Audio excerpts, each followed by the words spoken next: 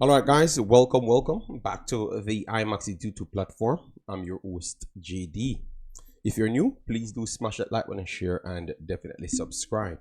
If you're a member of the channel, bless up to you lot. And how to become a member, please do click the join button. If it's available to you, then YouTube will help you along the lines. So, as you saw by the title, Richard King. A lot of people texted me um, telling me what other person's saying. Going forward, I want to set some little boundaries where in which once a game plays, I don't come back to do the post match of the game, but I would like to be left alone a little bit so I can watch the game itself. I don't want to be influenced by anybody. So out of respect, I hope people can do that. Maybe I will take a little time, but at least when I come back, I will always come back with the information that you would have preferred. So just give me a little opportunity going forward.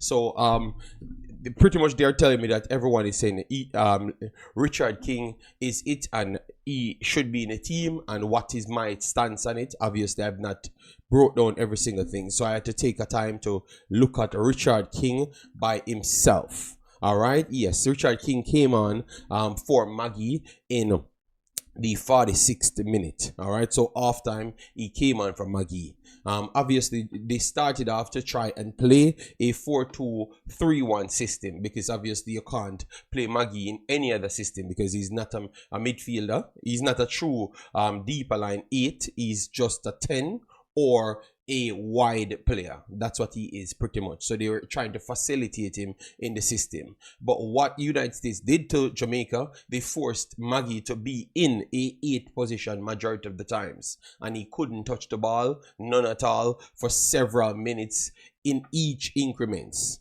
So it never worked out. Jamaica got overrun over and over, regardless of which way people want to look at it. So what they did is to bring on King, so they could bring on a stability. So he was playing in an isolated position over the left hand side, not a natural left back, not a natural wing back, but he was just playing an additional center back to try and map up and just lay the ball back off to the progressor or the trigger person. That's what he was doing. It's not a true role that he started with. So based off that, I can't say he is the answer for anything, because you just went on to do a job. If you have Ethan Pinnock and you have any other person marshalling him, it's going to be a different thing. Remember, this was a team without Ethan Pinnock, Bobby Reed, or Mikel Antonio. So I think people like to jump the gun because they're trying to look for another hope or the next messiah. And I think you have to evaluate the game properly. For me, how I think. I don't think you can take up any person in the JPL and put on a high level competition to play against United States, Argentina, or nothing. Those days of 1998 is done and dusted. People are way too educated for you to disrespect them. All right, and I would say stop disrespecting football, and that is what will hold back Jamaica, because we tend to always want to disrespect football to look for another messiah. What I would always say to people: do your job.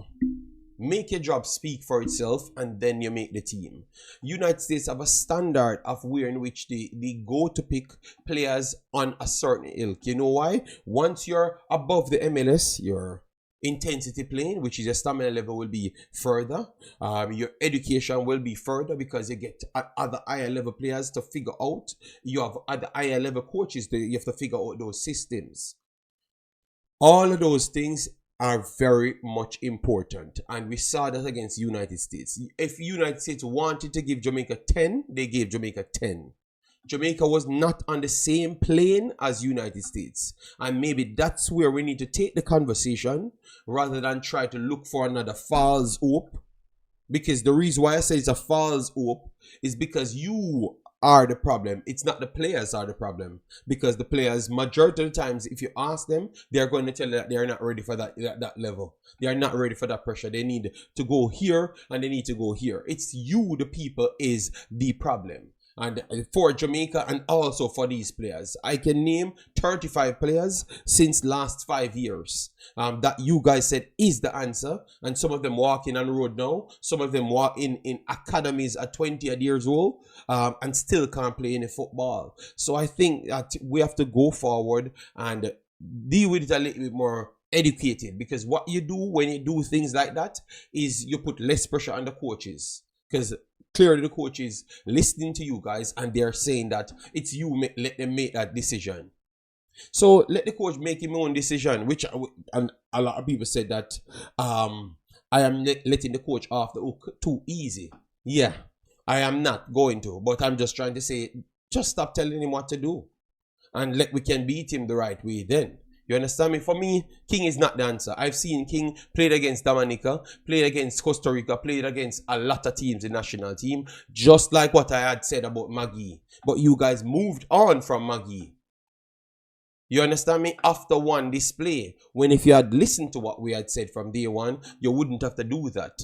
So how long are you guys going to hold Jamaica team hostage of trying to always looking for another false hope? Let me know your thoughts. And that is not directed to the player if you are listening well. It is directed to you, your action of trying to always look for another Messiah that never played at no level that's required to bring Jamaica forward. Let that make sense. All right? Let that make sense. All right? So guys, smash a like button, share, and definitely subscribe. Bye-bye.